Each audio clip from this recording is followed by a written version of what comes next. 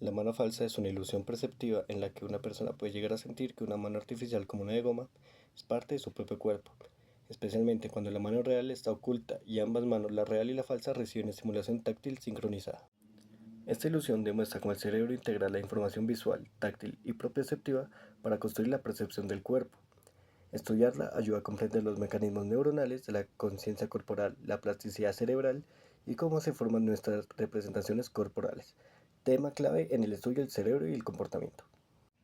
Como objetivo del experimento podríamos decir que podemos analizar los mecanismos neurobiológicos implicados en la ilusión de la mano falsa y relacionarlos con los saberes del momento 1. Sí, ya.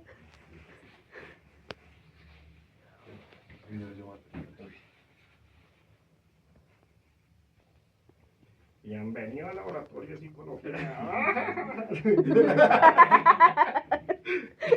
No, ya quiero estar acá.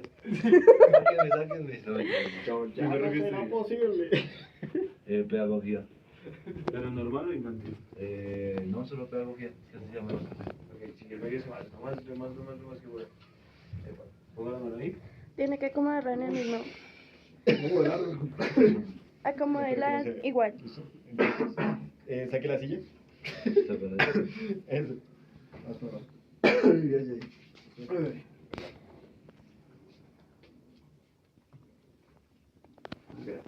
No me acuerdo cómo era yo. Acomódela un poquito para acá. Eso, gracias. Pegues un poquito más, estira la mano, no para allá. Así, no, para allá, para allá. Epa. Está como incómodo, ¿no?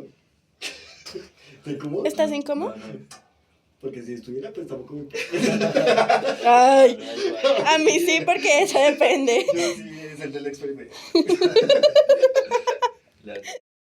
Mi nombre es Juan David Pitia. Yo les vengo a explicar sobre un experimento muy conocido en el área de la neuropsicología y también de la percepción corporal de lo que es la ilusión de la mano falsa. Bueno, gracias a este experimento podemos entender cómo el cerebro construye la imagen de nuestro cuerpo y también cómo puede ser fácilmente alterada. Una de las señales que están involucradas en este proceso son las señales visuales, táctiles y propioceptivas. Digamos, para hacer funcional el experimento tiene que haber una congruencia de lo que vemos, de lo que sentimos. O sea, visualmente tenemos que estimular la mano de goma con el pincel y táctilmente tenemos que estimular a la par la mano del paciente. Las áreas involucradas en este sistema son las áreas somatosensoriales que procesa el tacto, la corteza parietal posterior, que es la que integra lo que vemos de lo que sentimos, y la premotora, que interviene en la planificación del momento y reconocimiento del cuerpo. Todas estas áreas trabajan juntas para poder asimilar lo que es nuestro cuerpo en sí.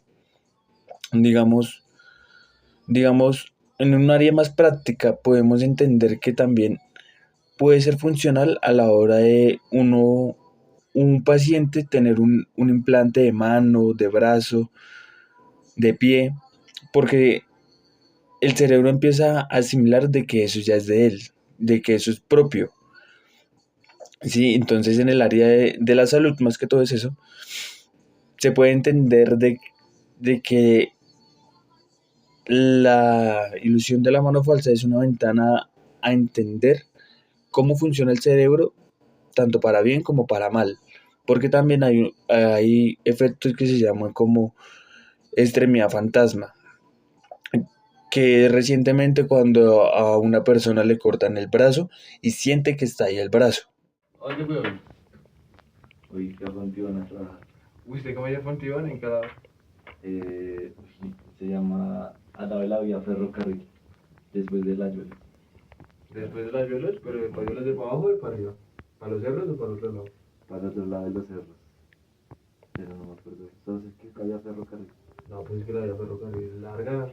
Si eso hasta el Cali va. Por eso, pero es que no queda por la Cali, sino que por la ferrocarril.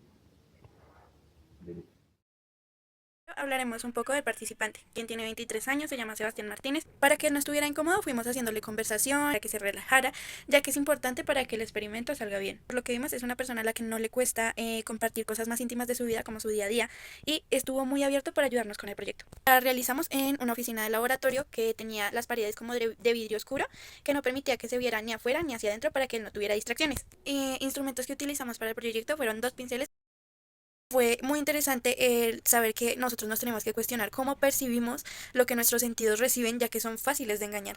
Entramos, empezamos a grabar, le pedimos al participante que se colocara la bata, acomodamos las manos, tanto la falsa como la verdadera, en una misma posición, acomodamos la manga de la mano falsa, empezamos a hacerle preguntas. Yo empecé con los pinceles a aplicar los estímulos sensoriales. Cuando vi que se disoció un poco, tomé el pincel y golpeé la mano falsa. Fijamos en la reacción de él. Quedó por unos segundos en shock. Hablaremos de cómo se pueden evidenciar los saberes del primer momento en este experimento. Se ven reflejados primero que todo en las estructuras sensoriales, ya que en estas participaron 3 sentidos, que sería la vista, el oído y el tacto. Luego también nos ayudaron las vías sensoriales, que son las que llevan la información al cerebro. Que nos ayudó mucho en este experimento fueron las subdivisiones del cerebro, que son las áreas de Brodmann. Estas nos ayudaron como a saber en qué regiones se activaría ante el experimento en el encéfalo. También nos ayudaron las estructuras, que son donde también vimos las cortezas, que nos ayudaron también para saber cuáles se activarían en esas. Cosas que debemos explicar mejor para que este experimento o esta práctica se entienda más, como las sensaciones, que es el proceso por el cual nuestros sentidos pasan antes de que la información de nuestro entorno sea procesada, a diferencia de la percepción, que ya es lo que procesa nuestro cerebro de las sensaciones que recibimos de nuestro entorno. También debemos hablar de los receptores, que son las estructuras que captan los estímulos de nuestro alrededor y las convierten en señales eléctricas para que nuestro cerebro pueda interpretarlas. Tipos de receptores. Hablar de los que participaron en este proyecto, que son los mecanorreceptores, que son los que se encargan de detectar el tacto y la presión en la piel. Este participó pues claramente cuando íbamos estimulando con el pincel. Propioreceptores. Estos son los que se encargan de enviarle la información al cerebro, de decir cómo está ubicado o posicionado nuestro cuerpo, también de cómo se mueve. Receptores auditivos son los que están ubicados en el oído interno y se encargan de procesar los estímulos auditivos que recibimos de nuestro entorno. Utilizamos para distraer pues al participante las aferentes y eferentes, pero por el momento solo hablaremos de las aferentes, que son las que se encargan de mandar la información del cuerpo al cerebro, y las eferentes son las que se encargan de enviar la información del cerebro al cuerpo. Ahora debemos saber cuáles de las vías fueron las que más se explicaron en esta práctica. Entre esas, la vía espinotalámica lateral, esta se encarga de transportar la información de dolor y temperatura al cerebro. Viene por todo el cuerpo, especialmente a través de la piel, y va viajando por la médula espinal. Y al tálamo, quien distribuye toda la información en diferentes partes del cerebro. Otra vía aferente que también se ve involucrada en esta es la vía espinocerebelosa. Esta lleva la información de la posición del cuerpo y su movimiento. Es la propiocepción. Viene especialmente de los músculos y las articulaciones y lo hace inconscientemente. Ayuda a que el cerebro se adapte a la nueva información sensorial de la mano falsa. También se ve implicada la vía dorsal columnar, se encarga de detectar el tacto fino, es decir, los pinceles y la propiocepción consciente, que nos permite darnos cuenta de la posición en la que está nuestra mano. Por lo mismo es importante acomodar la mano falsa y la mano real de la misma forma. Ahora hablemos de las vías eferentes, que son las que llevan información desde el cerebro al cuerpo. Dos implicadas, la vía córtico-espinal, van desde la corteza motora hasta la médula espinal y controla los movimientos voluntarios. En este experimento, las vías nos permiten reaccionar de forma rápida, es decir, ajustamos la mano y la retiramos para no recibir el golpe. También las vías que regulan el tono muscular, estas son las vías extrapiramidales, se ajustan a la postura y equilibrio. Hizo, así como las dos primas que están Más duras. para andar más rápido. Epa.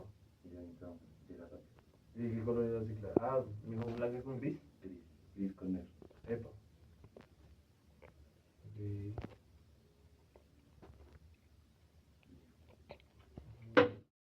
En el experimento de la mano falsa podemos ver que nuestra percepción corporal es flexible y puede ser influenciada por estímulos externos.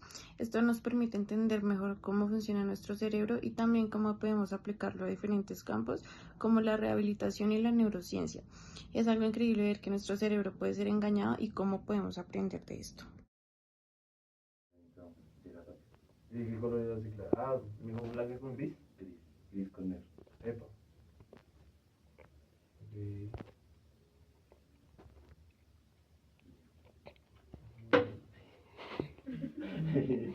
Gracias, un poquito.